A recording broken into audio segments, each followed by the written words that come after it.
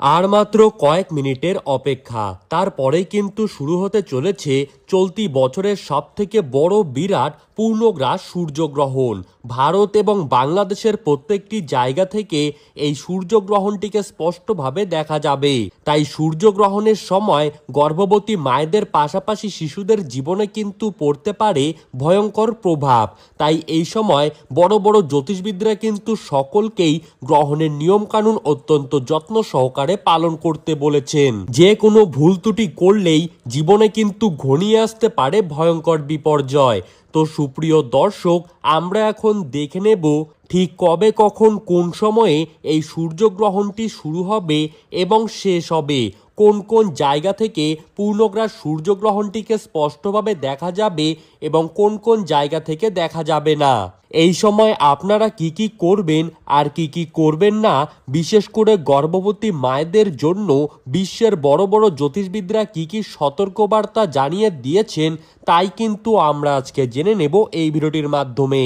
তাই বিস্তারিতভাবে জানতে হলে অবশ্যই ভিডিওটিকে শেষ পর্যন্ত মনোযোগ সহকারে দেখতে থাকবেন। আর আপনি কোন জেলার গ্রহণ সম্পর্কিত খবরের আপডেট জানতে চান, সেই জেলাটির নাম ভিডিওর কমেন্ট বক্সে লিখে জানিয়ে রাখবেন। আর এই রকমই গ্রহণের গুরুত্বপূর্ণ খবরের আপডেট সবার প্রথমেই পেতে হলে আমাদের ইউটিউব চ্যানেলটিকে সাবস্ক্রাইব করে রাখবেন।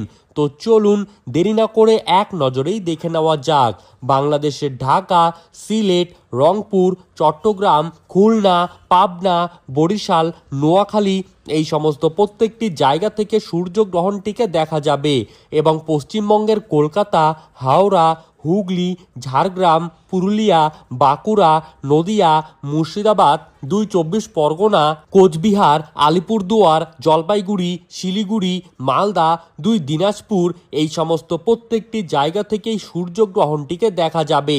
এছাড়া আসাম ও ত্রিপুরার কিছু কিছু জায়গা থেকে সূর্যগ্রহণটিকে দেখা যেতে পারে।